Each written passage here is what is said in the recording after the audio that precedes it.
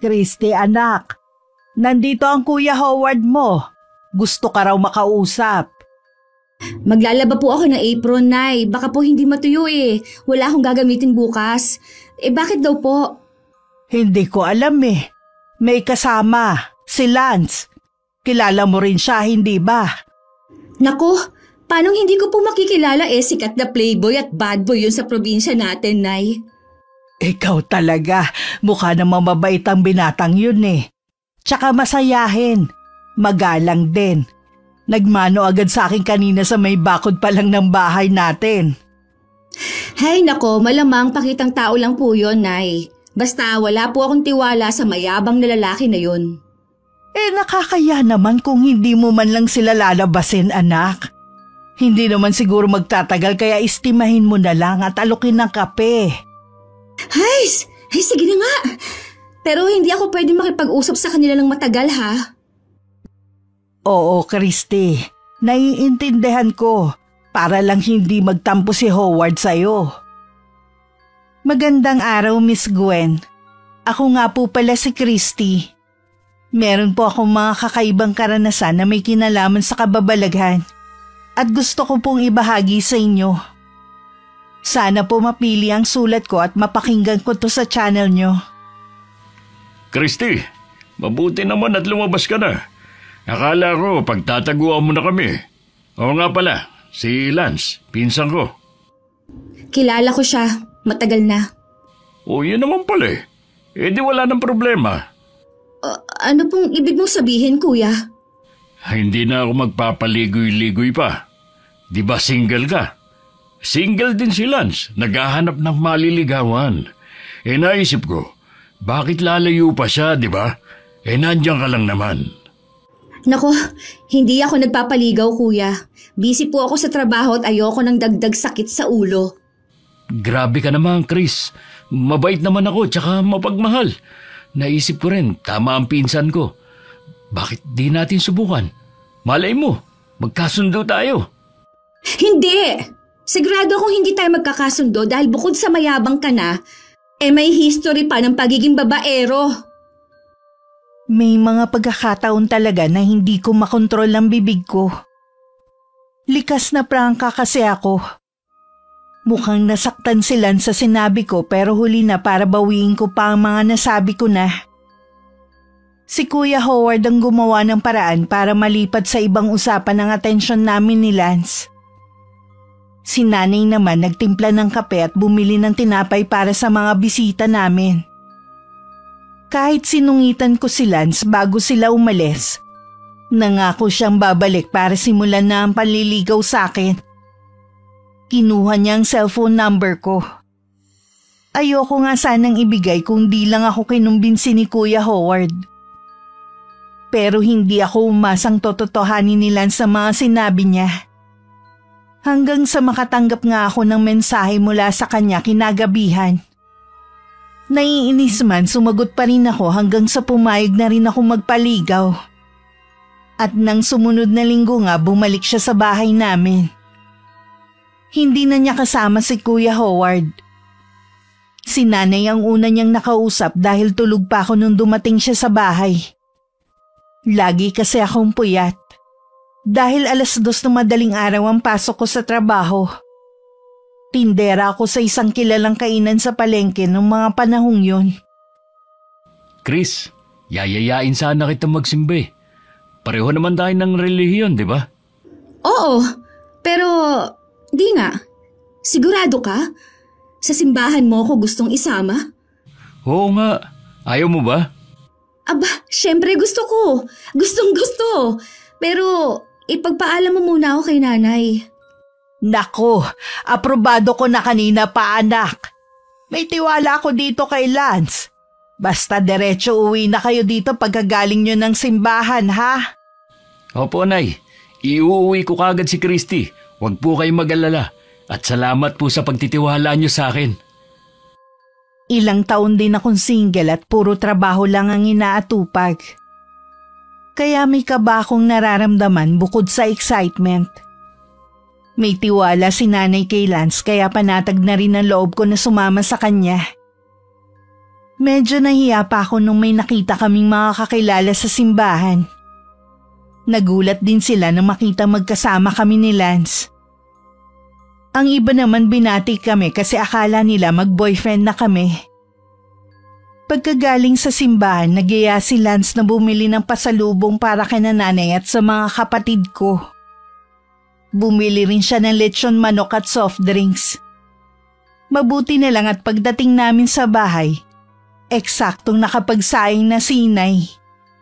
May niluto rin siyang gulay at pritong isda. At yun ang unang beses na nakasalo namin sa pagkain si Lance. Sa pagtsatsaga at pagpupursige niyang manligaw, nakamit niya rin ang matamis kong oo. Sa simbahan ko siya sinagot. Gusto ko kasi saksihan Diyos sa umpisa ng relasyon namin. Lalo pat memorable sa akin ng simbahan. Si Lance din ang unang lalaking nanligaw sa akin na doon ako unang dinala. Kaya naman naisip ko nung mga panahong yun na karapat dapat siya sa pagmamahal na wagas. Pinagmalaki ko siya sa buong pamilya at ibang kamag-anak namin. May mga natuwa kasi sa wakas daw mag-aasawa na ako. Makakahigop na sila ng sabaw. Pero may isang tutol sa relasyon namin. Ang kapatid ng nanay ko, si Tita Adora. Christy naman, ang daming lalaki.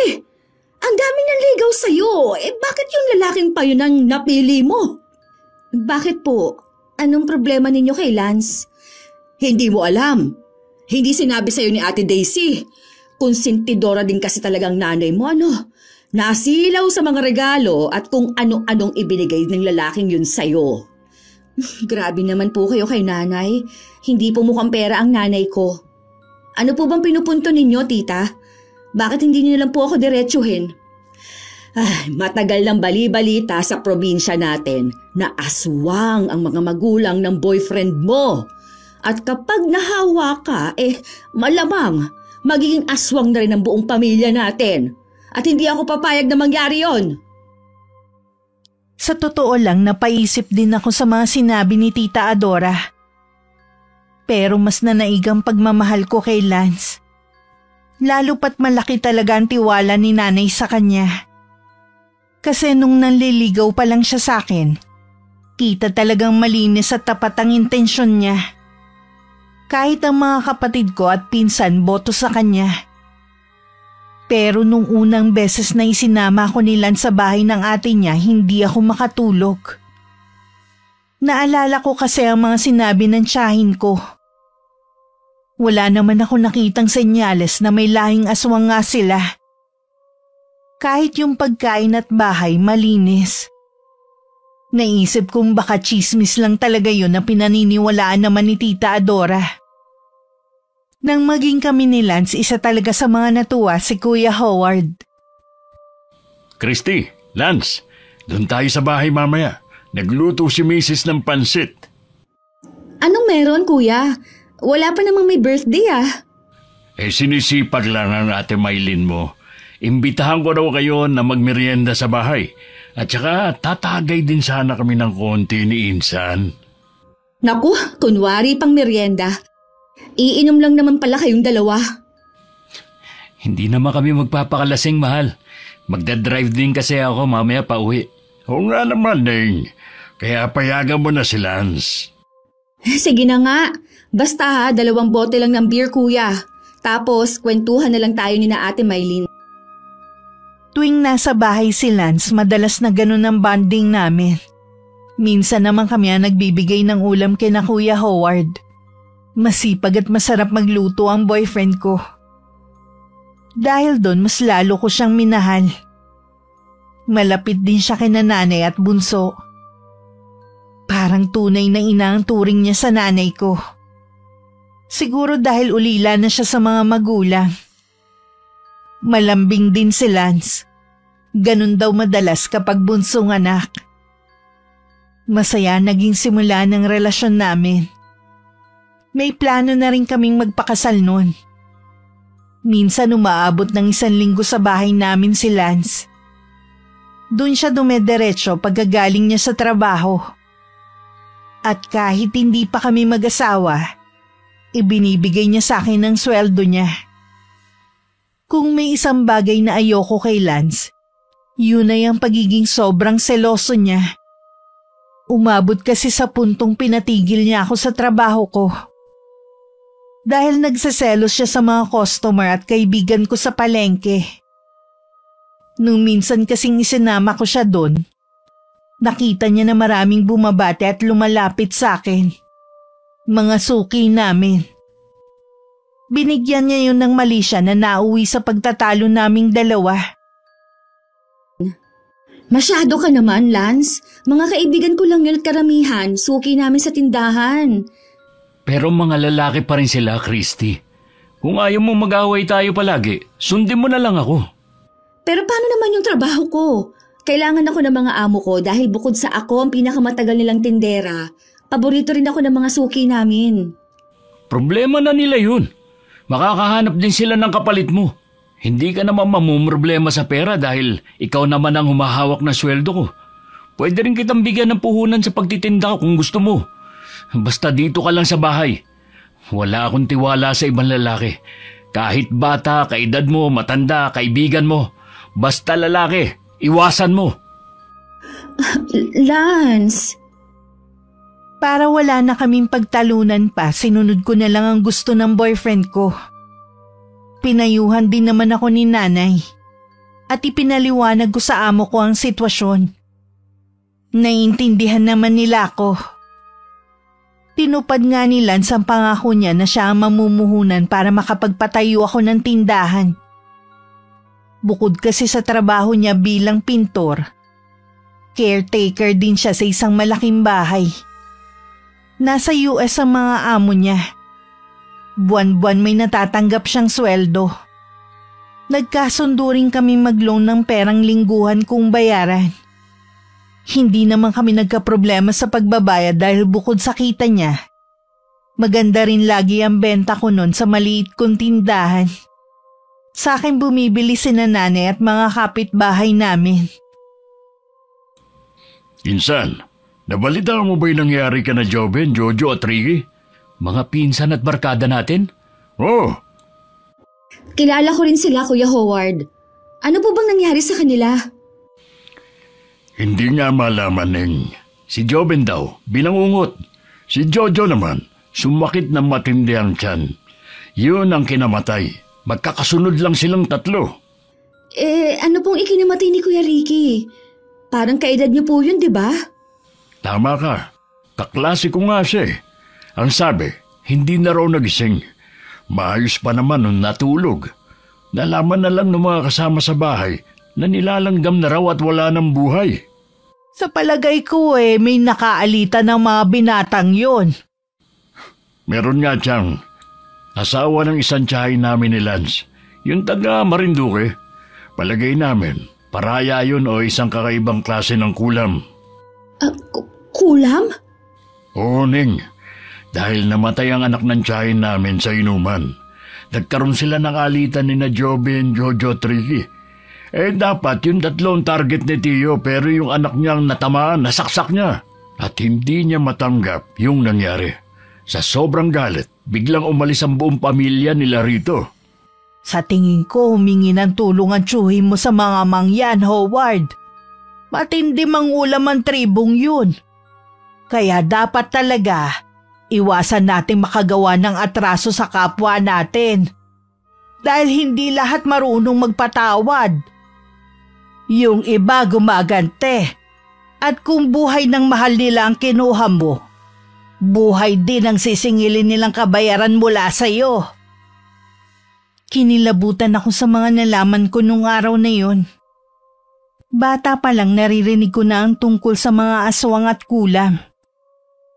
May 2 binatang kamag-anak na rin kaming naging biktima ng tinatawag nilang paraya.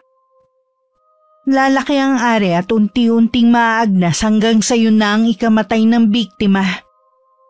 Ang mga kamag-anak kasi naming yun may mga babaeng sinaktan na parehong tubong Mindoro.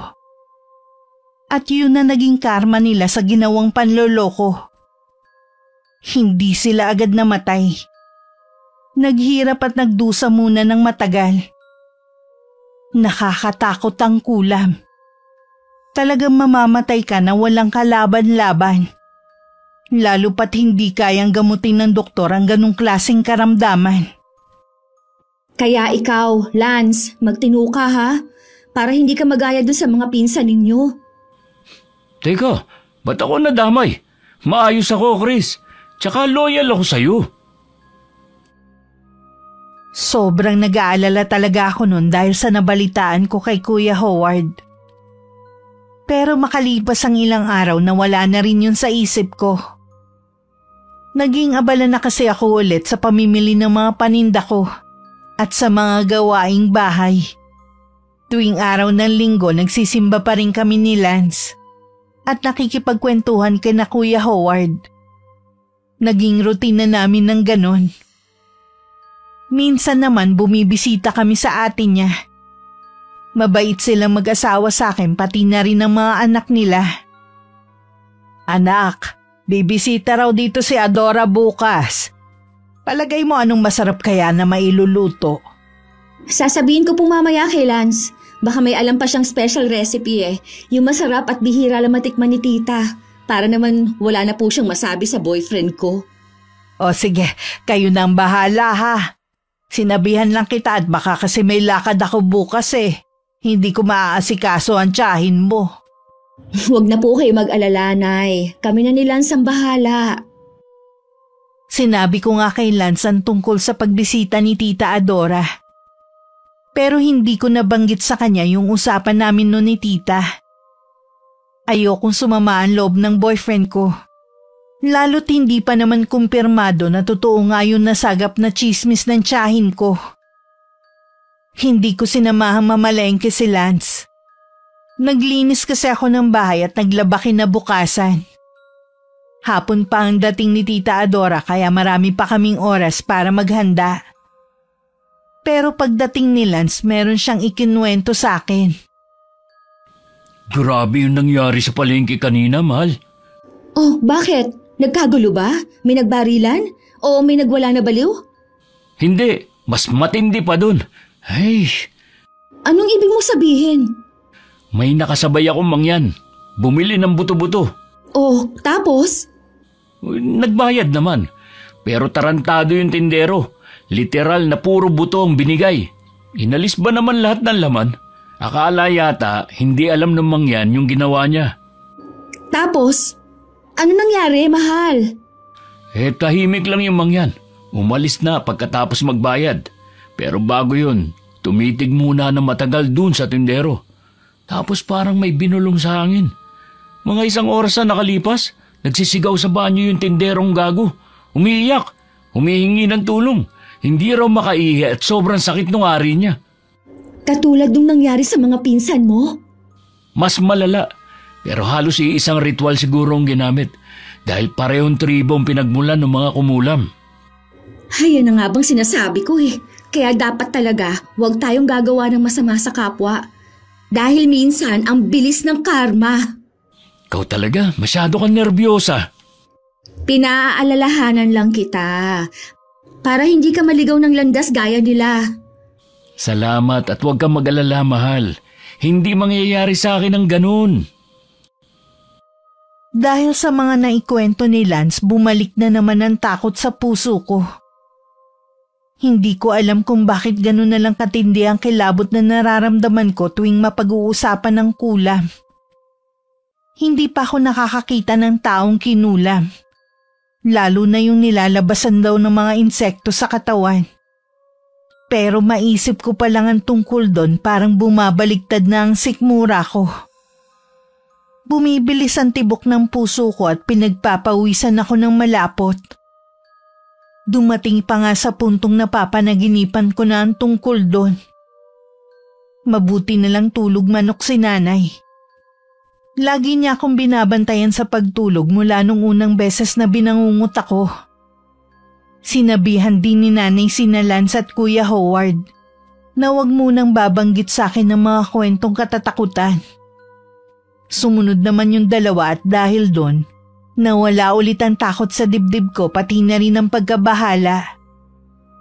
Hindi na tuloy ang pagbisita sa amin ng tiyahin ko. Kaya naman wala si Lance nung pumunta na sa bahay namin si Tita Adora. Ano ba yung mga sinabi mo kay Christy, ha? Ginugulo mo lang ang isip ng pamangkin mo. Bakit ate? Totoo naman na. Bakit pa pinagtatakpan mo yung mga balai mong hilaw?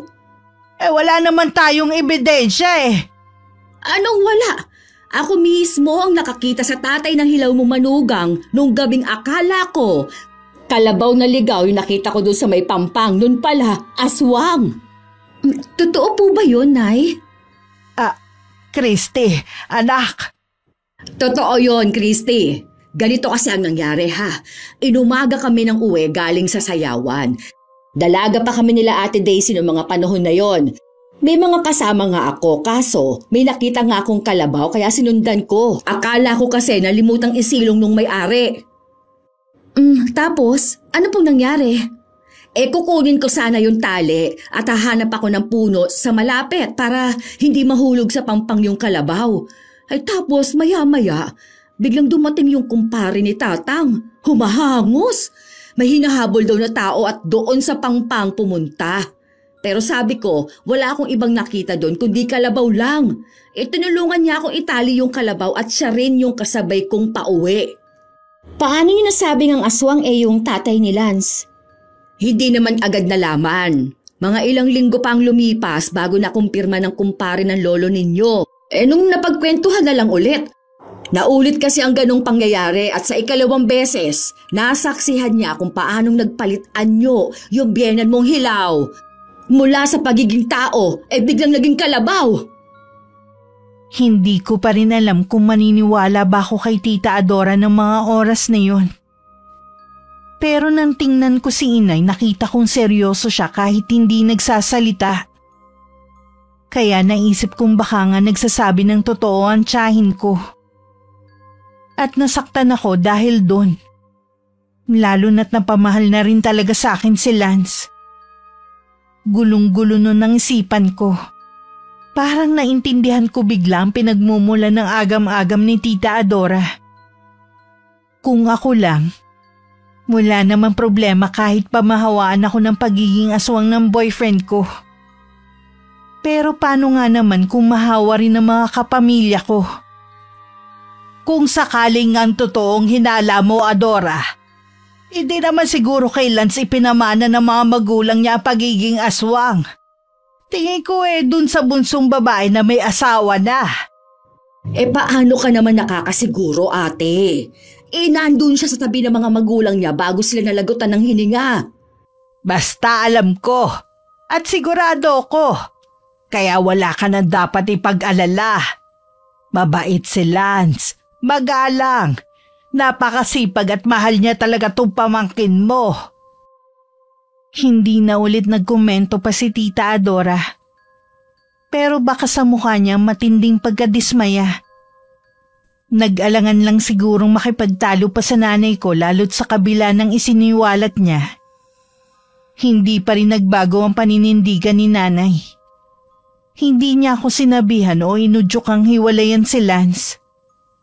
Dahil doon mas lalo akong humanga kay nanay. Inilihim namin ni nanay kay Lance ang tungkol doon. Tingin ko nga nun wala siyang alam sa usap-usapan tungkol sa pamilya niya. Lalo na sa mga magulang niya. Sa kabila ng di pagsang-ayon ni Tita Adora, ipinaglaban ko ang relasyon namin ni Lance. Suportado naman ni nanay ang desisyon kong yun. Parang anak na rin kasi talaga ang turing niya sa boyfriend ko. Tumagal pa at naging mas matibay ang relasyon namin. Hanggang dumating ang mga bagong pagsubok at problema. Bakit nagte-text na naman sa'yo ang Jenny na yon, ha, Lance? Yun ba? Wala lang yun. Nangungumusta lang yung tao. Wag mo sabihing nagseselos ka. Dapat ba? Siyempre hindi. Buntis na si Jenny sa bago niyang boyfriend. At ako naman, kontento at masaya na ako sa'yo. Siguraduhin mo lang, Lance. Dahil maghihiwalay talaga tayo oras na lokohin mo ko. Walang hiwalayang magaganap dahil hinding-hindi kita lulukuhin. Nagdududa ka pa rin ba sa intensyon ko sa'yo hanggang ngayon? Buti pa si nanay. Malaki ang tiwala sa akin. Hindi naman sa nagdududa ako. May tiwala ako sa'yo, Lance. Pero dyan sa ex mo, wala. Hindi ko maiwasang makaramdam ng kaba. Dahil sa biglang pagpaparamdam ng ex ni Lance.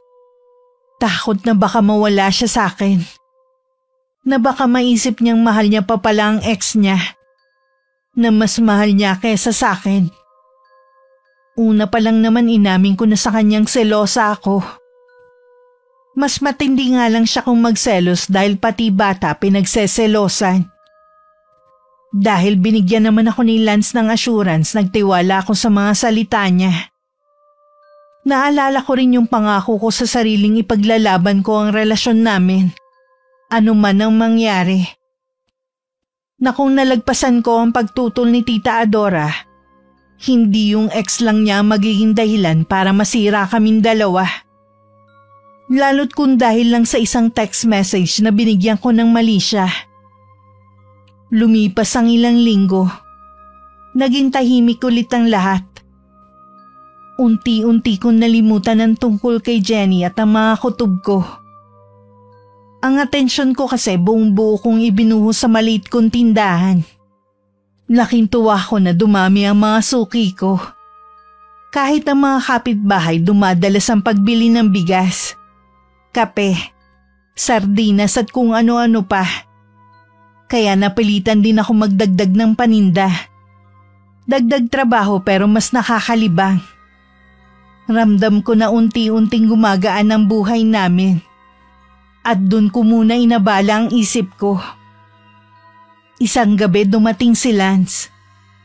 Medyo nagulat nga ako kasi halos hindi siya sumagi sa isip ko nung nagdaang linggo. Umupo siya sa bangko na nasa loob ng tindahan.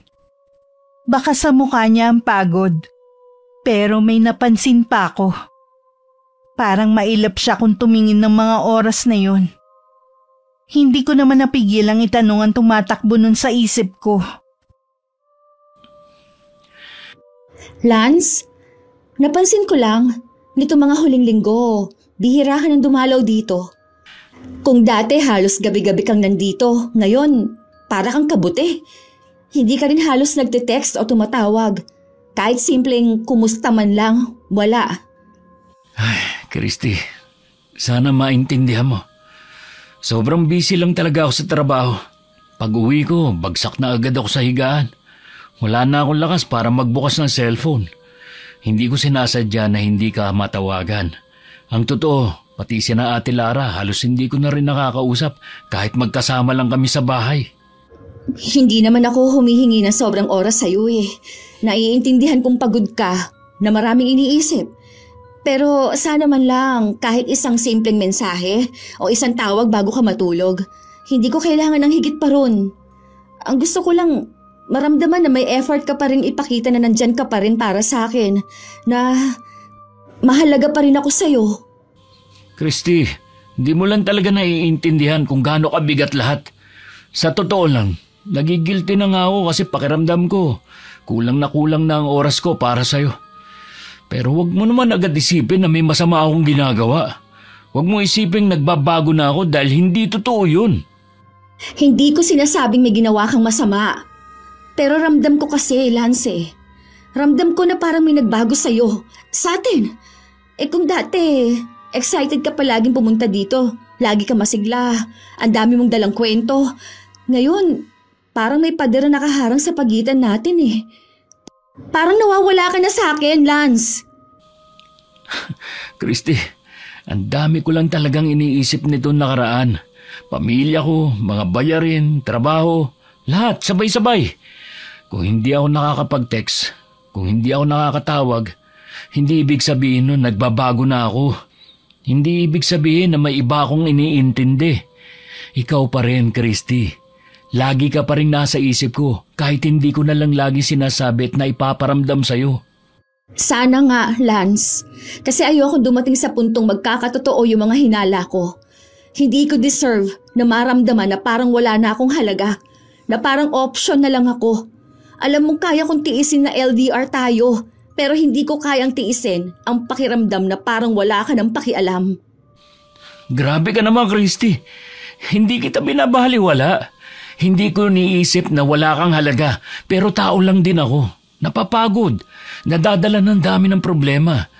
Hindi ko kayang maging perpekto sa lahat ng bagay. Tao lang ako. Oo, tao ka nga lang. At ako rin naman. Kaya nga ako nagsasalita ngayon kasi tao lang akong nasasaktan. Tao akong naghahanap ng kaunting oras mula sa taong mahal ko. Tao akong napapraning kapag parang may nagbabago. At higit sa lahat, tao akong umaasa na hindi ako iiwan, hindi ako ipagpapalit. Sorry, mahal. Hindi ko intensyon na iparamdam sa iyo yan. Hindi ko rin gustong isipin mo na wala na akong pakialam. Pero sana, huwag kang magduda agad. Kailangan mo rin magtiwala. Hindi lahat ng bagay kailangan mong hanapan ng mali. Nagtitiwala ako, Lance. Alam mo yan. Pero may hangganan din ang tiwala kapag walang kasamang effort. Hindi kasi sapat na salita lang Ang tiwala, hindi lang basta binibigay ng libre. Kailangan may assurance akong matanggap mula sa'yo. Sorry na. Hayaan mo, dadalasan ko na ulit ang pagpunta rito sa inyo. Ayusin natin ang problema, okay? Pero sana rin, huwag mong isipin na may iba. Dahil hindi ko kayang saktan ka. At hindi ko kayang mawala ka sa akin. Nagkaayos din kami ni Lance nung gabing yun. Kaya lang hindi ko maipaliwanag kung bakit may bumabagabag pa rin sa akin. Ang bawat salita ni Lance kahit puno ng pangako parang may tinatago. Nasa pagitan ako na nagtitiwala at nag-aalinlangan. Iniisip kung hanggang kailan ako kakapit sa mga salitang hindi ko alam kung totoo pa nga ba talaga. Pagkatapos ng pag-uusap naming yun ni Lance, nagpakabisi na lang ulit ako. Sa tindahan, sa mga gawaing bahay, at kahit sa mga simpleng bagay na dati halos wala akong oras. Hanggang isang araw naisipan ko magbasa ng mga romance story sa isang sikat na reading app. Doon ko muling naramdaman ang kilig at hilig ko sa pagsusulat. Hinanap ko ang mga lumang notes ko, mga unfinished plot at storyline. Isa-isa kong tinuloy at pinost ko sa social media. Gumawa ko ng account na para lang sa pagsusulat, para may mysterious effect. Gumamit ako ng pen name. Kasi ayoko rin makilala ko ng mga kapamilya at dating kaklase. Ang nakaalam lang ng tungkol doon ay ang malalapit kong kaibigan. Si Lance naman lalo pang naging abala sa sariling buhay. At hindi ko alam kung ako ba ang nagbago. Pero parang unti-unti na rin ako nawalan ng pakialam sa kanya. Lalo na't alam kong simulat sa pool kontra siya sa passion ko sa pagsusulat. Hanggang isang gabi dumating siya sa bahay. Wala siyang dalang pasalubong. Walang sweetness gaya ng dati. Medyo nanibago ko, pero hindi na ako nagtampo. Ang totoo, hindi ko rin siya gaanong na-miss. Christy, may nabalitaan ako. Nagsusulat ka raw ulit, tapos pinopost mo pa online? Totoo ba yun? Oo, Lance. Totoo. Pero dapat nga masaya ka para sa akin Kasi 'di ba, wala na akong oras para magduda, magdemand, o magselos. Sa halip, nakahanap na ako ng paraan para maging masaya sa sarili kong mundo. Hindi ba dapat ganon? Masaya? Christy, ano nakakatuwa ron? Sa halip na makipag-usap ka sa akin, dun mo dinadaan sa mga storya mo lahat ng nararamdaman mo. Hindi ba't parang lumalayo ka lalo sa akin? Para bang mas gusto mong kausap yung mga estranghero kaysa sa boyfriend mo? Hindi ko gustong lumayo sa'yo sa totoo lang. Pero paano pa ako lalapit kung sa tuwing sinusubukan kong kausapin ka, puro pagod, puro dahilan ang sagot mo? Kaya ako nagsusulat ulit kasi hindi ko na nailalabas ang lahat ng nararamdaman ko na hindi ko na masabi sa'yo. Kasi ayaw mo na akong pakinggan Doon ko nararamdaman na may nakikinig kahit hindi ko kilala. At kung hindi mo kayang intindihin yun, okay lang naman. Hindi mo alam kung gaano kasakit sa akin na marinig yan. Habang ako nagpapakahirap sa trabaho, halos abusuhin na ang katawan para lang may maipundar. Ikaw naman, abala sa pagsusulat ng kung ano-anong bagay. Hindi mo alam kung gaano ako naiinggit, Christy. Naiinggit ako sa mga taong nakakaintindi sa'yo, habang ako, para bang palaging mali. Lance, hindi ko hiniling na magpakahirap ka para lang may maipundar. Ang hiling ko lang, kahit konting oras, kahit konting atensyon. Pero hindi mo na yun maibigay eh. Kaya nga natutunan ko nang hanapin sa ibang bagay ang kasiyahan. Kung naiinggit ka, ibig bang sabihin nun, mas mahalaga sa'yo ang pride kesa sa relasyon natin? Hindi pride ang pinag-uusapan dito, Christy. Respeto ang hinahanap ko. Respeto na sana bago mo ilabas sa mundo ang mga damdamin mo, sa akin mo muna sinasabi. Respeto na sana hindi ka nagtatago ng pagkakakilanlan para magsulat ng mga bagay na alam kong ako ang tinutukoy. Respeto rin ang hinihingi ko, Lance. Respeto na sana hindi akong laging huli sa listahan ng mga bagay na inuuna mo. Respeto na sana hindi mo ako sinisisi sa bawat pagkukulang mo. At respeto na sana hayaan mo akong maging ako. Kasi kung hindi mo kayang tanggapin ang hilig ko, ibig sabihin lang nun, hindi mo ako kayang tanggapin ng buo. Hindi ko kayang makipagtalo pa. Kung ganyan ang iniisip mo, wala na akong magagawa. At umalis siya. Kahit halos wala pang 2 oras ang inilagi niya sa bahay namin. Hindi ko siya hinabol. Sa halip hinayaan ko na lang siyang mag-walk out. Dahil sa sandaling yun, naisip kong baka hindi na kami magkaayos pa ulit. Matapos nga ang mainit naming pagtatalo, akala ko wala nang mas titindi pa sa bigat na nararamdaman ko. Pero hindi pala. Dahil kinabukasan, isang tao na hindi ko inaasahan ng kusang lumapit. Para ilantad ang katotohanang sisira sa lahat ng tiwala at pagmamahal na pilit kong pinanghahawakan. Christy, alam kong hindi ko dapat pinakikialaman ang relasyon ninyo ni Lance, pero hindi na ako mapakali eh. Kanina, habang pauwi ako galing sa palengke, may nakita ako. At hanggang ngayon, talagang nanginginig pa rin ako sa galit.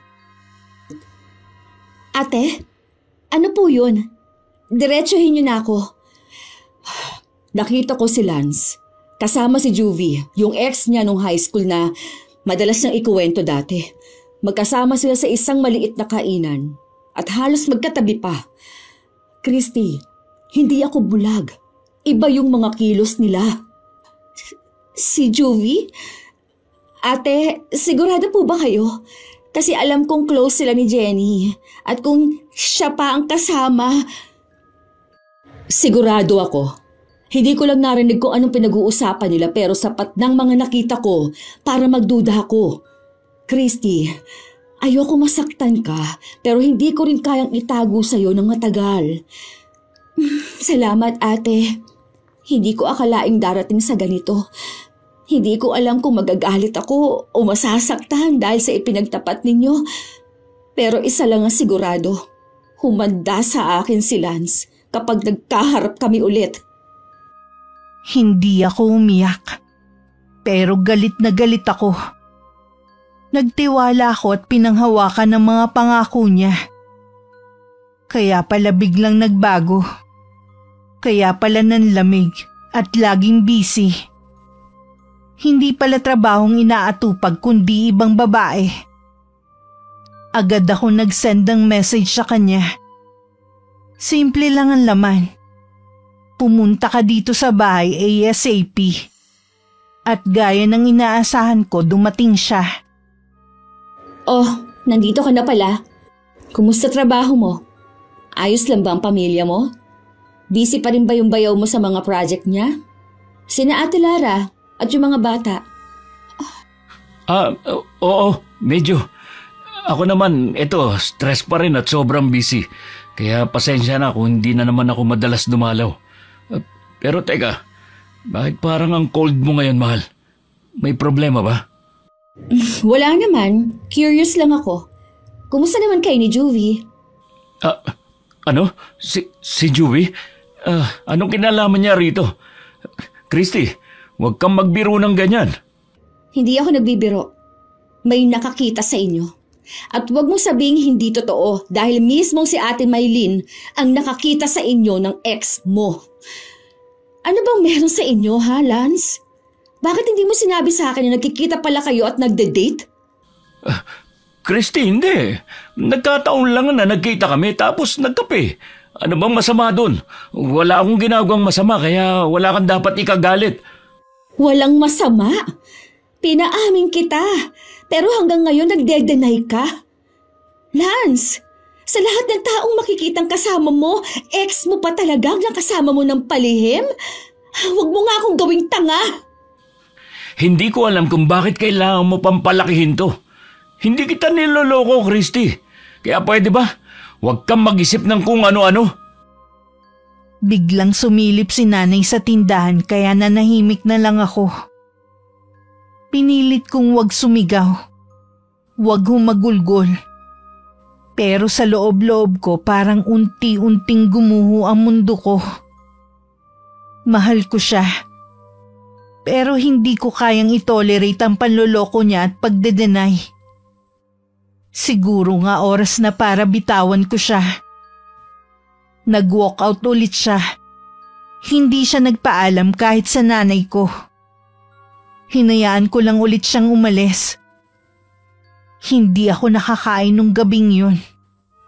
At nung tulog na ang mga kasama ko sa bahay, saka ko lang hinayaang tumulo ang mga luhang ilang oras ko rin pinigilan sa pagpatak. Dahil sa mga nalaman ko, unti-unti ako nawalan ng gana sa lahat. Hindi ko na nagawang magsulat, ni magbasa man lang ng mga kwentong dati pinagmumulan ng saya ko. Naghayatus ulit ako. Para bang namatay na naman ang apoy na muling nagpasigla sa akin.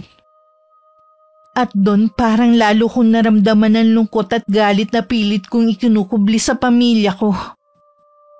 Hanggang isang araw may kaibigan ako nag-alok ng trabaho sa kabilang bayan. Impulsive siguro, oo. Pero dala na rin ng sama ng loob ko kay Lance agad kong tinanggap ang trabahong yun. Hindi ko na inisip kung tama ba o mali. Pati yung tindahan hindi ko na rin pinanghinayangan. Basta ang mahalaga sa akin nun makalayo ako kay Lance. Sa mga alaala at sa lahat ng sakit. Hindi na ako nagpaalam sa kanya. Kay mama lang ako nagsabi. At simula nun hindi na kami nagkausap ulit. Kahit sa chat o text. Pinilit kong magpakabisi sa bagong trabaho ko sa isang factory. Para hindi na ako makaramdam ng pangungulila. Pero kahit gaano ko pasubukan, hindi ko kayang takasan ng realidad. Isang gabi habang nag-iisa ako sa boarding house namin, nakatanggap ako ng mensahe na hindi ko inaasahan. Galing kay Lance. Maikli lang ang laman pero sapat para mapaguho ang mundo ko at dumurog sa puso ko. Tapusin na natin ang lahat. Sorry kung naging duwag akong aminin. Pero nagsisimula na ako uli ng bagong buhay kasama si Juvie. Sa totoo lang ang sakit. Akala ko matapang na ako. Akala ko kaya ko na. Pero nung gabing yun bumigay ako. Umiyak ako ng umiyak. Hindi ko inakalang hahantong talaga kami sa hiwalayan. Sa isang sulok ng puso ko umasa akong magre-reach out siya. Na maaayos pa ang relasyon namin. Akala ko si Lance na ang lalaking makakasama ko hanggang sa pagtanda. Pero nagkamali ako. Christy, buti dumaan ka dito sa amin. Namiss kita. Halika, upo ka muna. O ano, kumusta ka sa bagong trabaho mo? Ay, ate, hindi ko na alam kung paano ko haharapin lahat. Ang sakit. Ang sakit-sakit na mas pinili nilang si Juvie.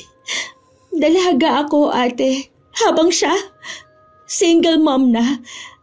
At sa totoo lang, hindi naman kagandahan ang reputasyon. Maluho, palingkera pa. Pero siya pa rin ang pinili. Christy, alam kong masakit. Wala akong mahanap na tamang salita para maibsan ang bigat na nararamdaman mo. Pero tandaan mo, hindi sa lahat ng oras, makikita mo ang halaga mo base sa pagpili ng iba. Ang importante, alam mong totoo mong halaga. At kung hindi yun nakita ni Lance, problema niya na yun. Basta tuloy lang ang buhay, okay? Nandito lang ako palagi kapag kailangan mo ng kausap. Pero ate, ang hirap tanggapin. Hindi lang siya basta boyfriend para sa akin. Siya yung taong pinagkatiwalaan ko ng lahat ng meron ako. At ngayon, parang lahat ng yun nabaliwala lang. Normal na masaktan ka. Pero wag mong hayaang lunurin ka ng sakit na yan, Christy. Mag-focus ka muna sa sarili mo. Nasa iyo ang pagkakataon para bumangon ulit. May trabaho ka na, may mga kaibigan ka, may pamilya ka dito. Kung hindi naging totoo si Lance, wag mong hayaang sirain niya pati ang kinabukasan mo. Gusto kong maniwala, ate. Gusto kong isipin na kaya ko. Pero minsan, natatakot akong baka wala nang darating para tanggapin ako at mahalin. Dahil hindi na ako buo. Huwag mong ikumpara ang sarili mo sa kanya o sa kahit kanino. Hindi umiikot lang ang buhay sa isang relasyon, ha? At hindi mo kailangan ng lalaki para maging buo. Mas matatag ka kaysa iniisip mo, Christy. Salamat, ate. Kailangan ko lang yata talagang marinig yan. Siguro nga, oras na para isipin ko muna ang sarili ko. Hindi man agad mawala ang sakit, pero kaya kong piliing bumangon ulit. Umalis ako kay na Ate Maylin na mas magaan ang pakiramdam. Hindi pa rin nawala ang sakit. Pero naramdaman ko na hindi ako nag-iisa. Oo, iniwan ako ni Lance. Pinili niya ang ibang babae. Pero hindi ibig sabihin na tapos na rin ang lahat sa akin. Siguro nga simula pa lang na mas mahirap na laban. Pero alam ko kaya kong harapin lahat ng mga pagsubok na darating sa buhay ko. At nung gabing yun, ipinangako ko sa sarili kong hindi ko hahayaang sirain ni Lance sa mga pangarap ko. Hindi ko hahayaan ng pag-ibig na nagdulot ng sugat ang siyang magdidikta ng kinabukasan ko. Sa totoo lang hirap na hirap akong mag-move on. Lalo ako nalungkot nang maalala kong kinailangan kong isarado ang maliit kong tindahan noon. Tindahan na pinaghirapan ko. Pero isinuko ko para makalayo kay Lance. Nasanay akong lagi siyang nariyan. Lagi kong kasama. At sabay naming pinaplano ang kinabukasan. Pero pinilit kong bumangon. Pinilit kong kalimutan ang masakit na nakaraan. Mabilis na lumipas ang mga buwan. Halos hindi ko namalayan. Isang araw nakatanggap ako ng text mula sa ate ni Lance. Iniimbitahan niya ako sa birthday ng bunsong anak. Ayoko sanang pumunta dahil siguradong naroon si Juvie. Pero sabi ni Ate Maylin, invited din sila ni Kuya Howard. Christy, halika na. Sama ka sa birthday party. Hindi pwedeng wala ka, ha? Kahit pa anong nangyari, pamilya pa rin tayo sa paningin ng ate ni Lance. Ate, hindi ko alam. Siguradong nandoon si Juvie. Ayoko na sanang makita pa sila eh. Baka hindi ko kayanin. Huwag kang mag-alala. Kasama mo kami ni Howard. Hindi ka nag-iisa. Tsaka, wala kang kasalanan. Bakit ka matatakot? Kung may dapat na mahiya, hindi ikaw yun, kundi sila. Pero ate, paano kung hindi ko mapigilan ng sarili ko? Paano kung bigla akong sumabog sa harap nila? Chris, kung mangyayari man yon, nasa tama ka. Nasa panig ka ng totoo. Huwag mong hayaang matakot ka sa presensya ng babaeng umagaw sa boyfriend mo. Sige na nga, sasama ako. Pero sana tama ang desisyon ko na ito. Buti na lang saktong day off ko noon. May dala kaming regalo at pasalubong. Close din naman ako sa ate ni Lance at sa mga pamangkin. Kaya kahit papano masarap sa pakiramdam na inimbita nila ako. Si Lance hindi niya ako kinausap. Hanggang tingin lang siya. Pero kung selosa ako nun, mas lalo palang selosa si Juvie. Halos hindi niya inaalis ang mga mata niya sa akin. May mga inuman pero hindi ako uminom. Tahimik lang ako nakikihalubilo sa mga bisita na kakilala ko. Hanggang sa nalasing si Juvie. At doon nagsimula ang eksenang hindi ko inaasahan. Hoy, Christy! Abat ang lakas ng loob mong pumunta rito, ha? Akala mo kung sino kang api-apihan? Sa'yo ba talaga si Lance? Sa akin na siya ngayon. Kapal na mukha mo! Ikaw na nga yun ang agaw, ikaw pa tumiga ng manghamon? Proud ka ba, ha? Kasi ako, hindi. Dahil ipinagpalit lang pala ako nila sa isang palengkera, hiwalay sa asawa at mukhang bakla. Ginawa mo pa siyang kabet, Juvie. Ang tindi mo rin. Anong sabi mo? Ulitin mo nga. Alam kong narinig mo. Bakit ka pa uulitin hindi ka naman bingi? Hindi ako natatakot sa tulad mo. Ikaw ang sumira ng relasyon namin. Ikaw ang dahilan kung bakit nagbago si Lance. Pero hindi ibig sabihin matitinag ako sa mga patutsada mo. Kung akala mo rin na matatakot ako sa mga salita mo, nagkakamali ka. Ako na ang mahal ni Lance ngayon. Kung mahal ka nga niya, bakit kailangan mo pang lasingin ang sarili mo para ipamukha yun sa akin? Ang taong sigurado sa pagmamahal, hindi nag-aaksaya ng oras patunayan yun sa iba. Kaya kung ako sa'yo, tumahimik ka na lang, Juvie. Nakakaya ang eksenang yun. Si Lance halos hindi makatingin sa akin. Hiyang-hiya siya sa nangyari lalo at sa harap ng mga bisita ni Ate Lara. Lumapit siya sa akin at halos pabulong na nagsalita. Christy, patawarin mo ako. Pasensya na sa lahat. Hindi ko alam na hahantong sa ganito. Sumusobra ka na talaga, Lance. Hindi mo lang niloko si Chris. Pati pamilya mo dinamay mo sa kahihiyan. Tingnan mo, hindi mo nga kayang kontrolin ang pinili mong babae. Huwag ka na magpaliwanag, Lance.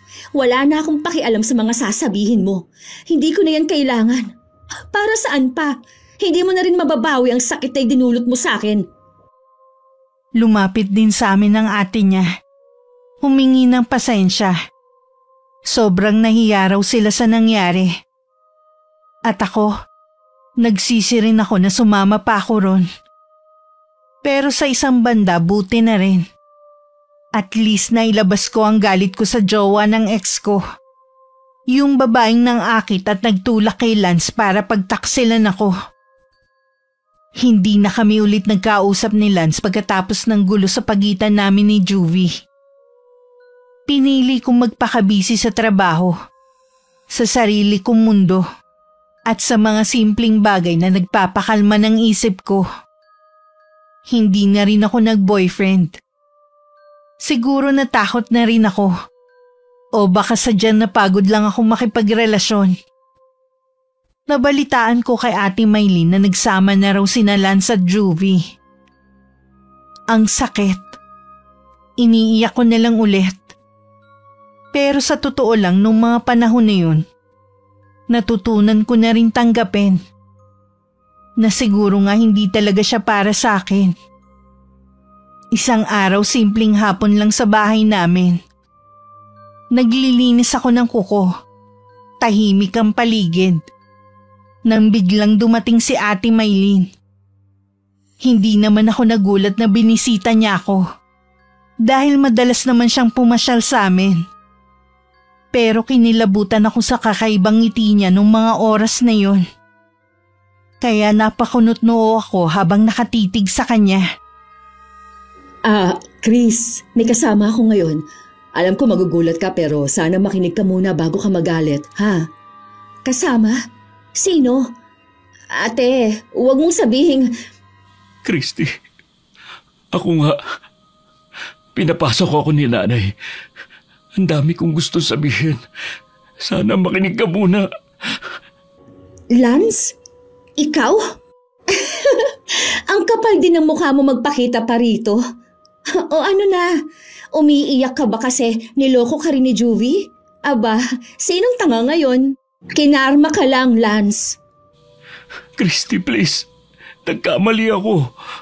Oo, niloko niya ako. Pero iba ka. Ikaw ang minahal ko. Ayokong matapos tayong ganito. Bigyan mo pa ako ng isang pagkakataon. Isang pagkakataon? Lance, ilang beses na ako nagbigay sa'yo noon. Pero anong ginawa mo? Binaliwala mong lahat. Pero Christy, hindi ko kayang wala ka. Wala akong katahimikan, wala akong direksyon. Sa'yo lang ako naging totoong masaya. Kung totoo yan, bakit mo ko iniwan? Bakit mo ko ipinagpalit? Huwag mo na akong gawing option ulit, Lance. Hindi ako panakipbutas. I know my worth, kaya umalis ka na. Hindi siya agad umuwi. Nakipag-inuman pa siya sa mga tito ko na kapitbahay lang namin. Halatang gusto niyang manatili pa malapit sa akin. At nung nalasing siya, Christy, patawarin mo na ako. Sige na. Kalimutan na natin lahat. Magsimula tayo ulit. Hindi na ako magpapadala sa tukso, pangako. Ikaw na lang talaga. Lance, hindi na ako galit sa'yo. Pero ayoko na. Hindi ko na kayang ibalik ang dati. Naka-move on na ako. Kung gusto mo, pwede tayo maging magkaibigan. Pero hanggang dun na lang. Kaibigan? Christy, hindi ko kayang maging kaibigan ka lang. Pero kung yan ang gusto mo, wala na akong magagawa. Minsan, kailangan nating tanggapin na hindi lahat ng mahal natin para sa atin. Hindi tayo ang itinadhana. Mahal pa rin kita, Christy. Kahit na ano mangyari. At ako, pinili ko na mas mahalin ang sarili ko. Kaya tama na, Lance. Hindi na kita kayang mahalin ulit. mabilis na lumipas ang mga taon mula nung huling pag-uusap namin ni Lance. Hanggang sa nagkaroon ng hindi inaasahang pandemya na nagdulot ng pangamba at kilabot sa lahat. Lalong nawalan ng pag-asang magkakayos kami ni Lance. Kung nagkataon na hindi siya tumigil sa panunuyo sa akin, baka bumigay rin ako. Bago sumapit ang pandemic, nakabisita pa ako kay Lance kasama ang isang kaibigan. At doon wala na talaga akong maramdamang galit. Wala na ring pait. Para bang naghilom na ang sugat. Nagkaroon kami ng pagkakataong mag-usap ng maayos. Closure ika nga. Kaya masasabi kong maayos na naging paghihiwalay namin. Walang sigawan, walang iyakan, walang sumbatan. Kapwa na namin tinanggap na baka hindi nga talaga kami para sa isa't isa. Patapos na ang pandemic na may sinagot akong manliligaw. Sa panahong yun, nalaman ko rin na may bagong girlfriend si Lance. Simple lang daw yung babae. At ayon sa mga usap-usapan, siya raw ang kauna-unahang boyfriend nun. Ang sabi pa ni Reto raw ng asawa ng ate ni Lance. Dahil may sarili na rin akong love life nun, pinili kong maging masaya para sa kanya. Iniisip ko baka ang bago kong boyfriend na nga rin talaga ang taong itinadhana para sa akin.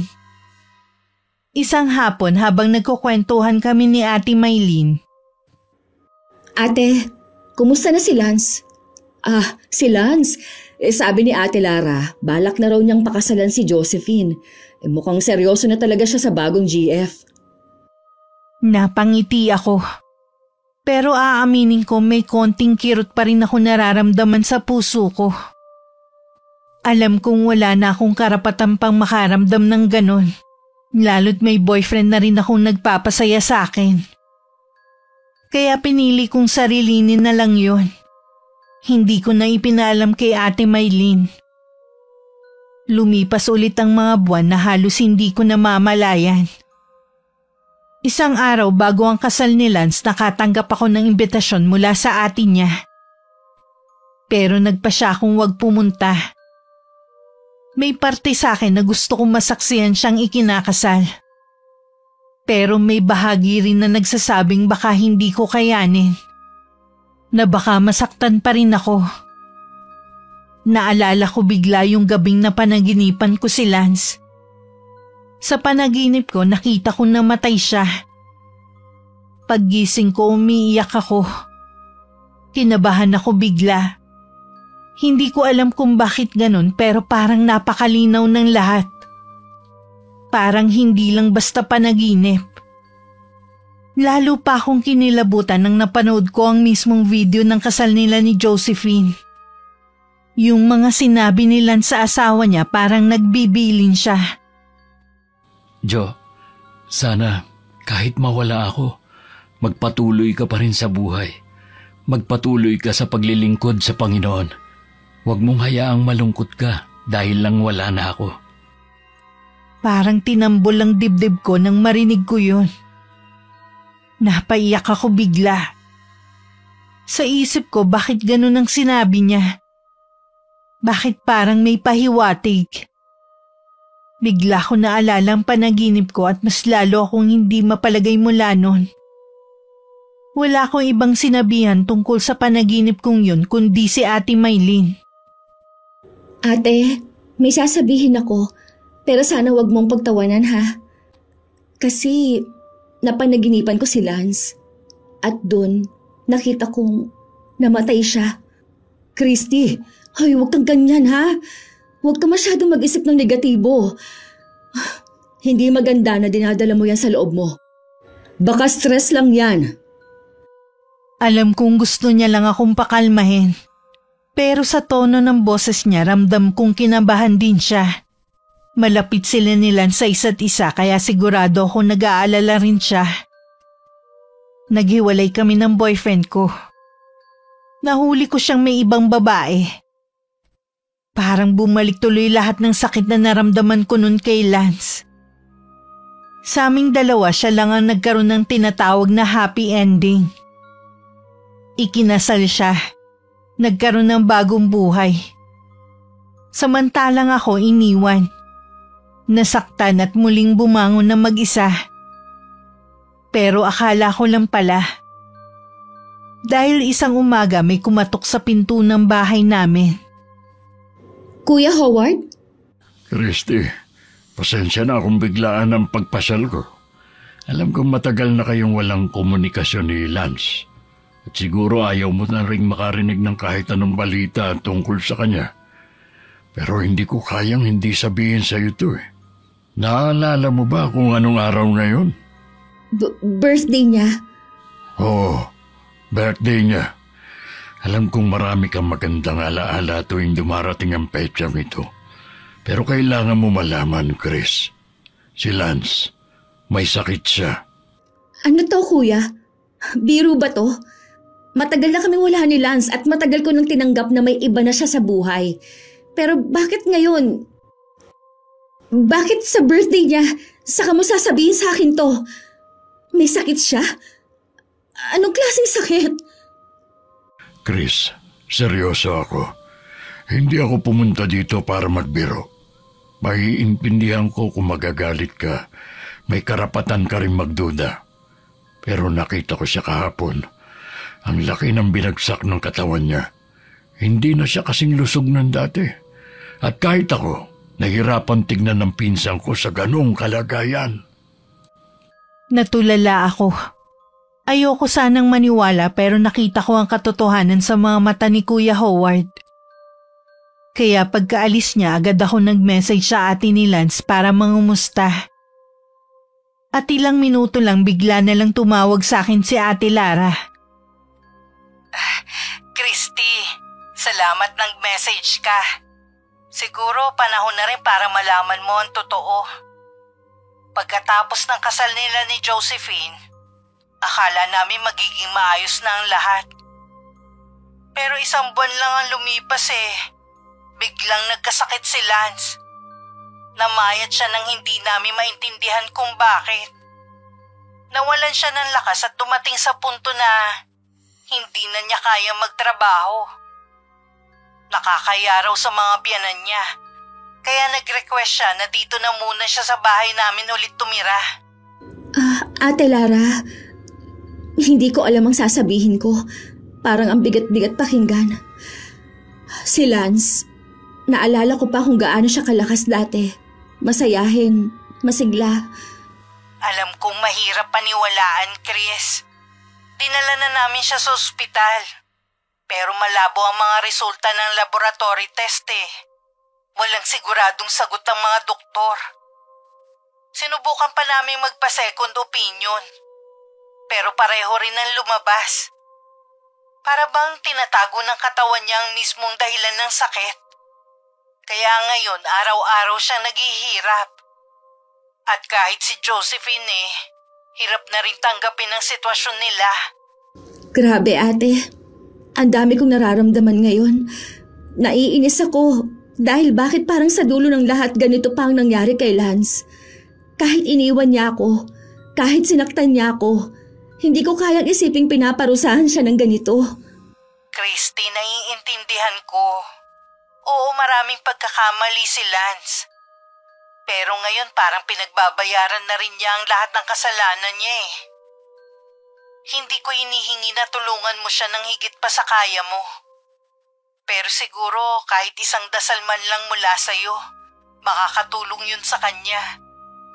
Hindi ko na rin alam kung hanggang kailan pa siya tatagal. Habang pinakikinggan ko si Ate Lara, wala na akong nagawa kundi umiyak. Para bang bumalik lahat ng alaala, lahat ng sakit.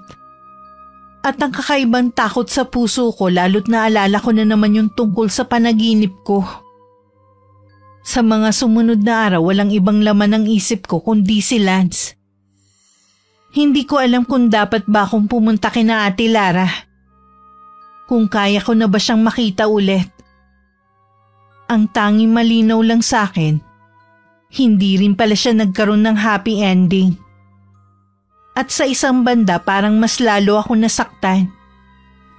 Makalipas ang 1 linggo, naging bisita ko si Ate Maylene sa bahay namin.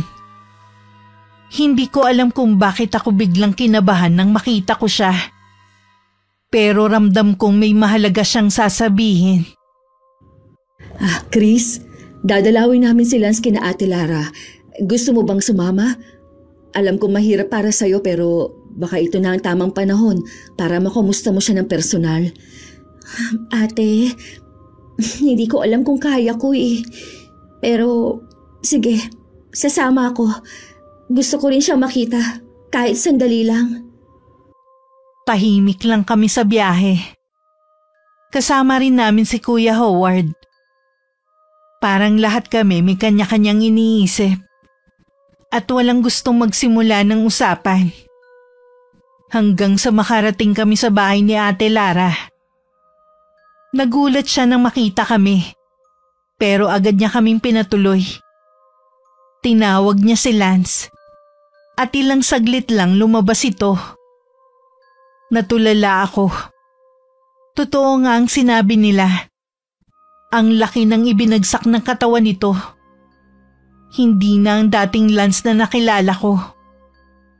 Payat, maputla, pero pilit pa rin ngumiti pagkakita sa amin. Christy, kumusta ka? Pasensya na, nakakahiya ang itsura ko ngayon. Pero masaya akong makita ka ulit. Ako rin, Lance. Kumusta ka? Okay naman. Naghain na ako. Kumain na kayo. Hindi ko na kayo masasabayan ha. Katatapos ko lang kasing kumain nung dumating kayo eh. Sige lang. Busog pa naman ako eh. Asan palang asawa mo? Nandun sa bahay ng mga biyanang ko. May mga kinuhang gamit. Babalik din yun mamaya. Ikaw, Christy, may boyfriend ka na? Wala.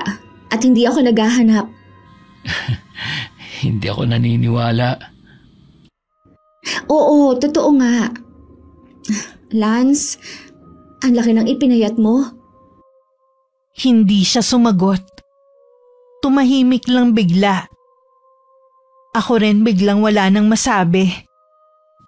Lahat ng kasalanan niya sa akin nun parang bigla akong nakalimutan. Gustong gusto ko siyang yakapin. Pero pinigilan ko ang sarili ko. Hindi na pwede. Hanggang tingin na lang ako at pangungumusta. Bilang respeto na rin sa asawa niya. Malungkot ako nung umalis kami. Pero nangako ako sa sarili na babalik ako ulit doon sa susunod na linggo.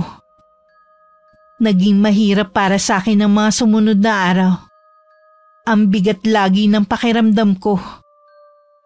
Tiningnan ko yung picture ni Lance na sinend ni Ate Lara. Payat siya pero malaki ang tiyan. Hindi ko napansin yun nung dinalaw namin siya kasi maluwag ang t-shirt na suot niya. Parang may kakaiba talaga sa nangyayari sa kanya. Lalo't walang makita sa mga lab test. Christy, babalik kami bukas. Dadalawin ulit namin si Lance. May dala akong mga pagkain. Ginisang munggo na may chicharon tsaka graham. Siguro matutuwa siya. Ay, sayang nga lang hindi na siya pwedeng kumain ng marami gaya dati. Ate, salamat ha. Siguradong matutuwa yun. Paborito niya yung munggo na may chicharon comfort food niya. Tsaka yung graham. Pero natatakot ako ate. Nahihirapan ako makita siya na ganon.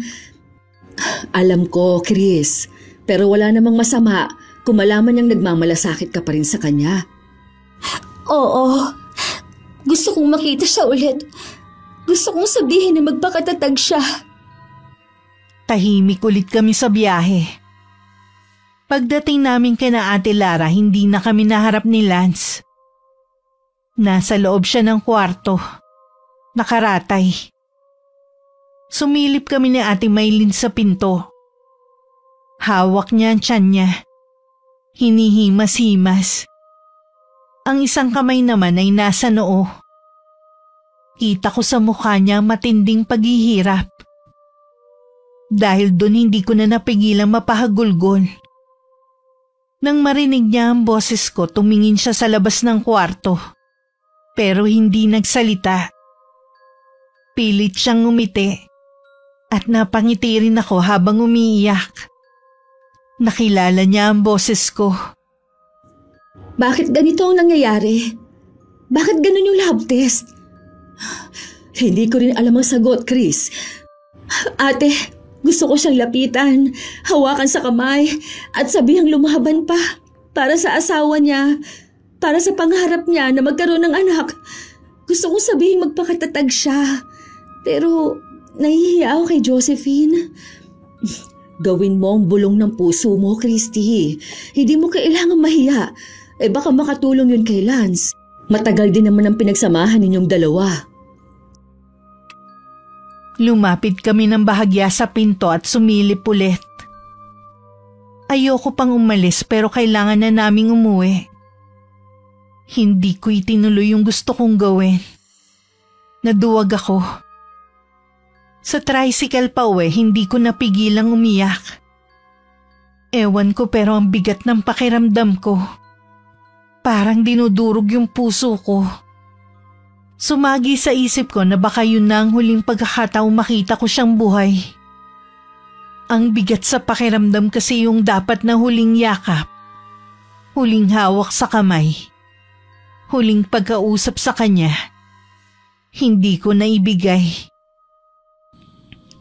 Ate Lara, patignan niyo na kaya sa albularyo si Lance. Hindi normal ang nangyayari sa kanya. Baka may kumapit na sumpa. Baka may ibang dahilan na, kaya hindi nakikita sa laboratorio.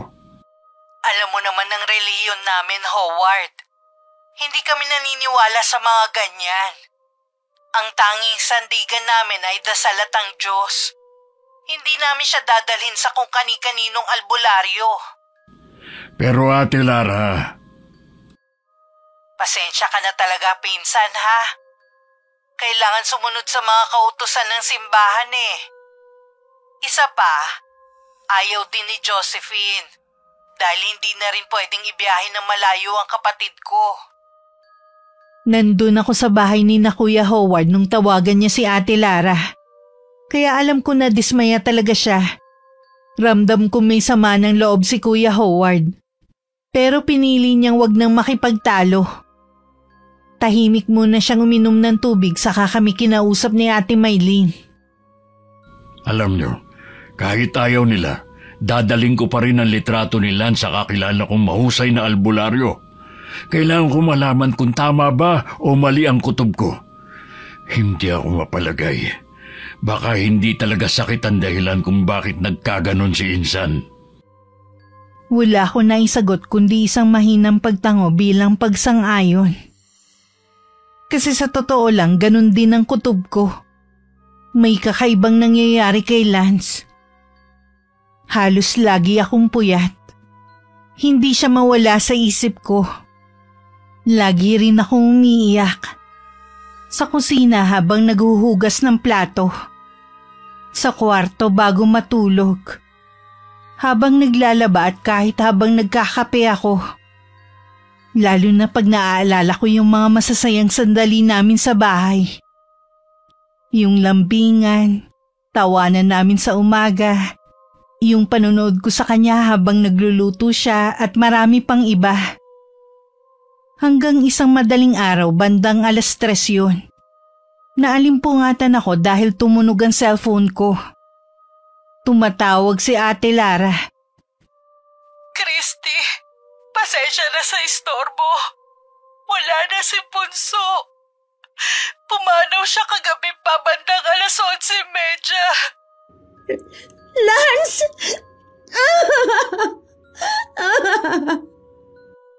Nagkulong ako sa kwarto ko maghapon. Iyak ng iyak. Hindi rin ako kumain. Parang tumigil ang pag-ikot ng mundo. Hindi ako makapaniwalang wala na siya. Ang lalaking kahit sinaktan ako may puwang pa rin sa puso ko. Kinagabihan pumasok si nanay sa kwarto ko. Naabutan niya akong nakatihaya. Nakatitig lang sa kisame habang basa ang mukha at unan ng luha. Ano nangyari, anak? Nay, si Lance. Patay na po siya. Ano? Kailan pa, Christy? Diyos ko!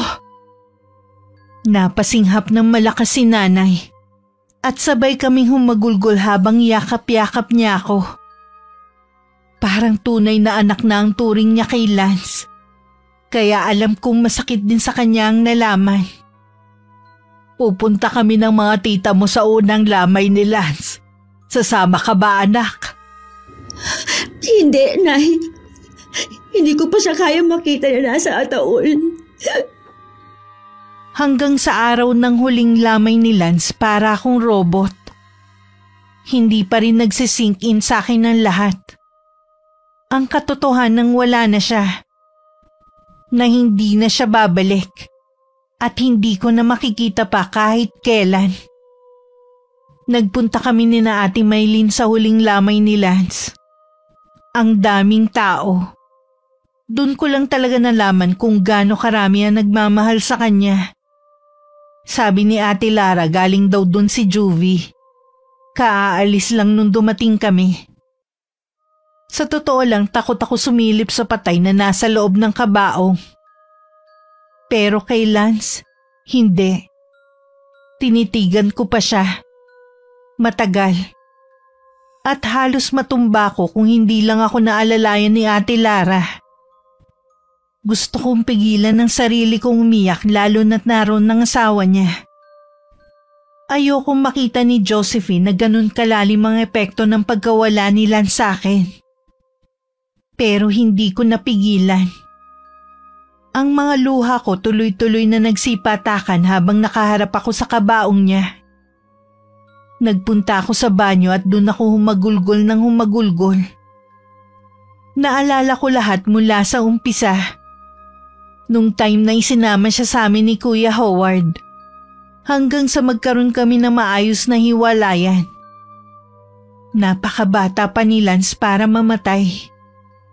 Naalala ko rin yung sinabi sa akin ni nanay na baka kaya hindi kami yung nagkatuluyan dahil baka hindi ko raw kayanin. Kapag ako yung asawa niya nung mga panahon nagkasakit siya, hanggang sa tuluyan na lagutan ng hininga. At tama nga siya. 5:00 na ng madaling araw nang umuwi kami ni na Ate Maylin. Nagpahinga lang saglit tapos naghanda na ulit para makipaglibing. Sa simenteryo hindi na napigilan ni Ate Lara na mapahagulgol. At dun ko lang nakitang umiyak si Josephine. Kagaya ng huling beses na dinalaw ko si Lance, hindi ko nagawang lapitan siya. Kahit sa huling pagkakataon. Binuksan ang kabaong niya. Humawak sila sa mga paa niya. Gusto ko rin sanang gawin yun. Gusto kong ipadama kay Lance na mahalaga siya sa akin. Hanggang sa huling sandali niya sa mundo. Pero naduwag na naman ako. Kaya tahimik na lang ako umiyak mula sa malayo. Habang tinatanaw ko siyang ihatid sa kanyang huling hantungan.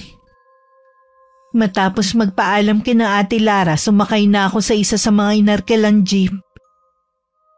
Habang umaandar yun, iyak pa rin ako ng iyak. Hindi muna ako umuwi sa bahay namin. Dumiretso ako kina Ate Maylin. At doon may nalaman akong mas mabigat pa kesa sa pagkawala niya. Christy, may kailangan ka malaman. Tama ang hinala ko. Walang sakit si Lance. Kinulam siya. Ano? Kuya, anong ibig mong sabihin? Kinulam siya gamit ang isang kandilang itim. At ang salarin, asawa ni Juvie. Diyos ko. Kaya pala biglaan lahat. Kaya pala walang makita sa mga lab test niya. Pero, bakit? Paano? Alam mo ba kung anong klase ng kulam ang kandilang itim? Hindi yun pangkaraniwang sumpa.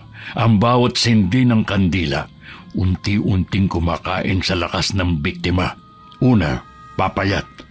Magmumukhang sakitin kahit malakas naman dati. Tapos, lalaki ang tiyan. Para isipin ng tao, may sakit sa loob. Baka sa atay, baka sa bituka. Pero ang totoo, ang kandilang itim ang sumisipsip ng buhay niya. Kaya pala ganun ang katawan ni Lance. Payat, pero malaki ang tiyan. Oo, at hindi siya mabilis na pangungulam. Ang kandilang itim, ginagamit ng mangkukulam kapag gusto nilang pahabain ang paghihirap ng isang tao. Hindi agad pinapatay ang biktima. Kuya, bakit naman ang asawa ni Juvie? Ano bang nagawang kasalanan ni Lance sa kanya? Ang sabi ng albularyo, may atraso raw si Lance sa kanila. Dahil hindi talaga hiwalay sa asawa si Juvie. 3 taon na raw ito ng taning kay Lance. 3 taon ang ibinigay na limitasyon ng buhay niya matapos sindihan ng kandila. At ngayong taon, natapos ang oras ni Lance. Hindi makatarungan. Sa pagtataksil nila no ni Juvie, sa kasalanan nilang dalawa sa akin, buhay ni Lance ang naging kabayaran.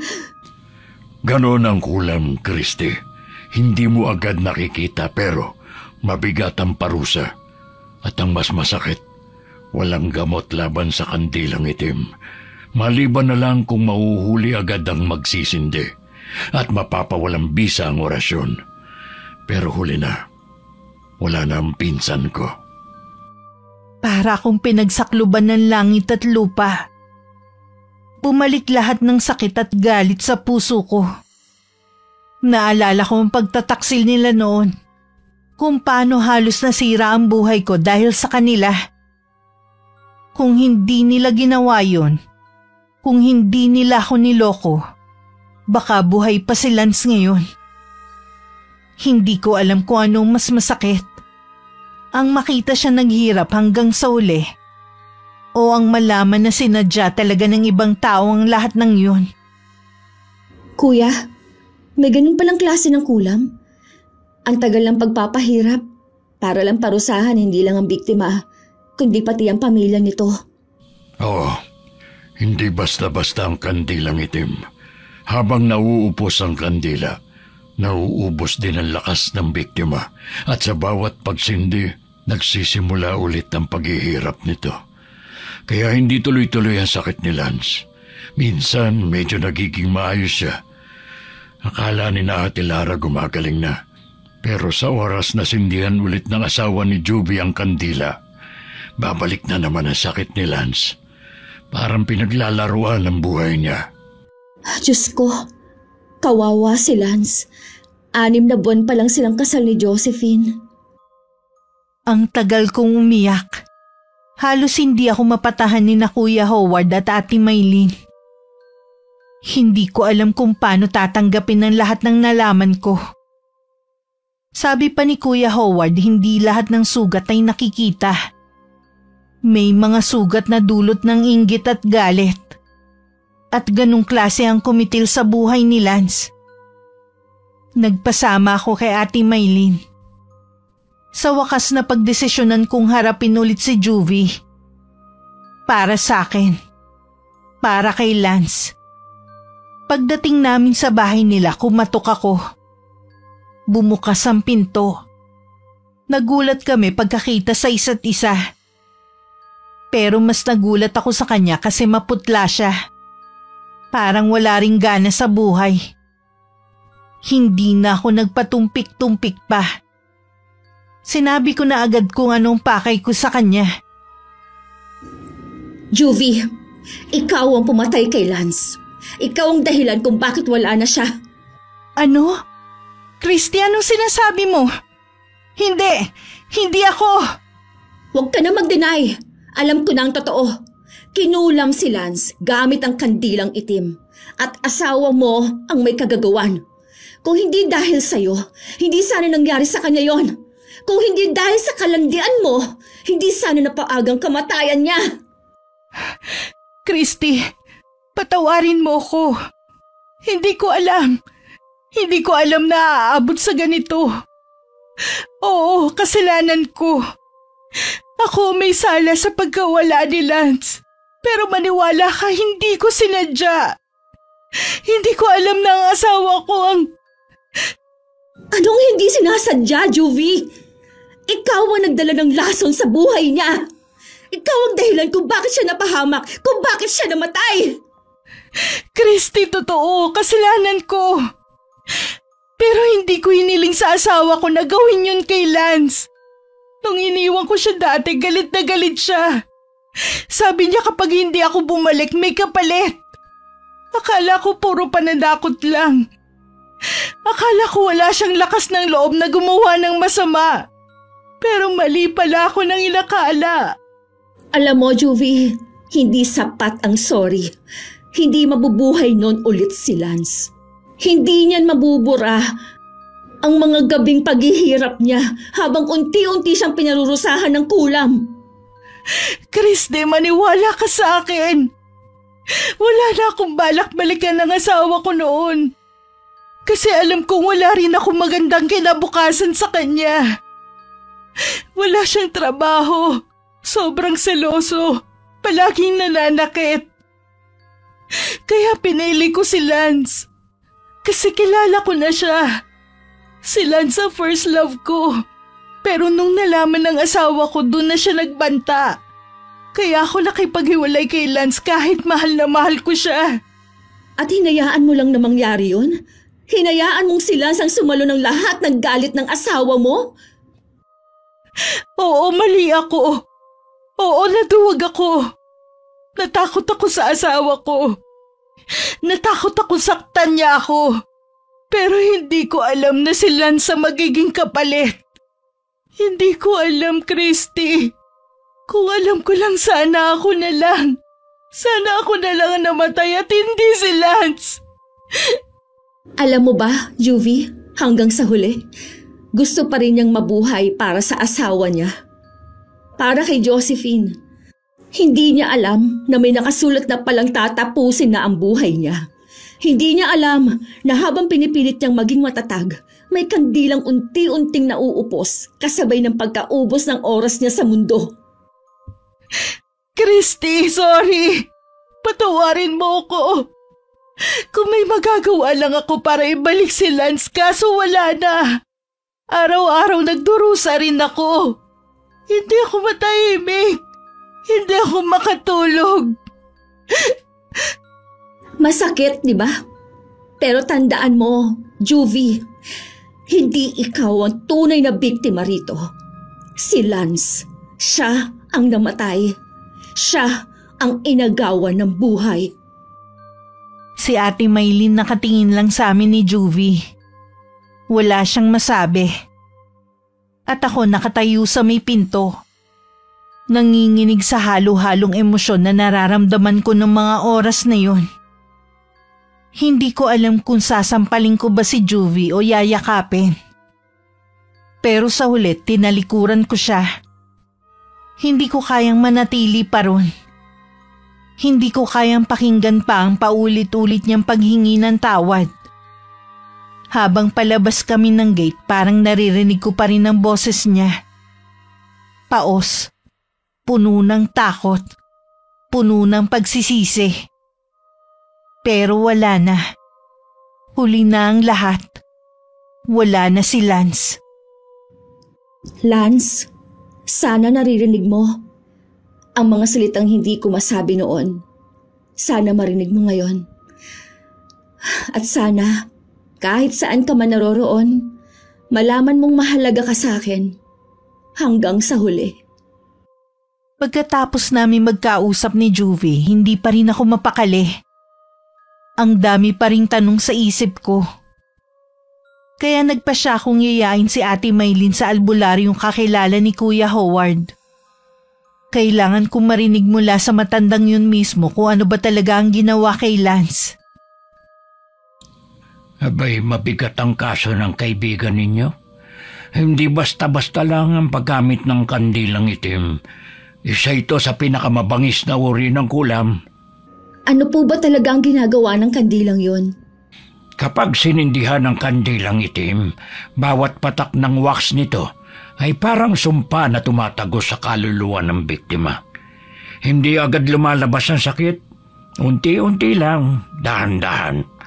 Minsan, taon ang binibilang bago tuluyang kunin ng buhay ng biktima.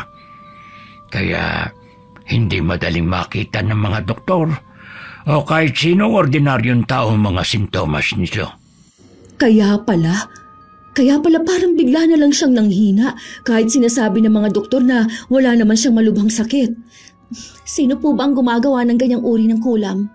At bakit kailangan pa ng kandilang itim? Ang kandilang itim ay hindi ordinaryong kandila. Ginagawa ito sa pamamagitan ng dugo at abo ng hayop na inihahalo sa itim na wax. Yun ang dahilan kung bakit napakalakas ng epekto. At ang gumagawa lang nito ay yung mga mangkukulam na bihasa sa paggamit ng itim na mahika. Hindi ito kayang gawin ng baguhan. Yung gumawa nun kay Lance, galit na galit siya. Hindi lang nito basta gustong parusahan si Lance. Gusto nitong maranasan niya ang matinding sakit sa loob ng panahong ginawa niyang taning ng buhay ng biktima. Ang kandilang itim ay kadalasan ginagamit dahil sa sobrang selos, pag-iiganti o obsesyon. Kung matindi nga ang obsesyon ng taong yun, gagawin niya lahat para mawala ang nakikita niyang hadlang sa kanyang buhay pag-ibig. Wala pa na talagang laban si Lance. Talagang nakatakda na siyang mamatay sa oras sa sindihan ng kandilang yun. May laban sana kung nalaman niyo agad. May paraan para kontrahin ang kulam pero mahirap kapag taon nang lumipas. Ang taning na 3 taon na nabanggit, totoo yun. At kung natapos na ang taning, wala nang makakapigil pa sa sumpa. Kukunin at kukunin siya ng kadiliman. Nang marinig ko yun, parang lalong nadurog ang puso ko. Tahimik na nagdasal si Ate Maylin habang hawak ang kamay ko. Samantalang ako napayuko na lang. Humahagulgul sa harap ng albularyo. Ang nasa isip ko nung mga oras na yun kung may hustisya pa ba para kay Lance. Pagkatapos namin makausap ang albularyo, nagtagal pa kami sa bahay nito. Ang bigat ng aura ng paligid. Ang amoy ng usok. Ang mga antigong bagay sa maliit niyang kubo. At ang salita niyang puno ng hiwaga at talinhaga. Christy, Maylin, ang kulam na ginamit sa mahal niyo sa buhay ay malupit. Naiintindihan ko ang galit na nararamdaman ninyo pero Kung naghahangad kayo ng ganoong klase ng pagganti, lalo lang kayong malulugmok sa kadiliman. Pero paano po, Tang? Paano magkakaroon ng hustisya pag dumatay ni Lance? Hindi magandang panlaban ng paghihiganti sa paghihiganti. Kung gaganti kayo ng masama, magbubunga lang yon ng iba pang masama. Ang tama at makapaghihilom na hakbang ngayon ay ang magdasal para sa ikatatahimik ng inyong mga puso at isipan. Salamat po, Tang. Salamat po sa payo. Hindi kami papayag na maging katulad nila. Kaya nga po kami nandito para maghanap ng sagot sa mga katanungan at hindi po para ibalik sa mangkukulam ang kasamaan. Bago kami umalis, nagpasalamat kami ulit sa matandang albularyo. Umuwi kaming may lungkot pa rin sa puso. Pero mas naliwanagan na sa lahat na nangyari. Nagpa siya akong lisanin muna ang aming lugar, Miss Gwen. Kailangan kong lumayo. Hindi para takbuhan ng utang o ano paman, kundi para hindi ko maalala palagi si Lance. Nagtrabaho ako ng 3 taon sa Maynila. Tuwing may araw na nalulungkot ako, tinatawagan ko sina Ate Lara, Ate Maylin at Nanay. Nangako ako sa sarili na pagbalik ko sa amin, pupuntahan ko agad si Lance. Uuwi ako kapag handa na ang puso ko. Wakas,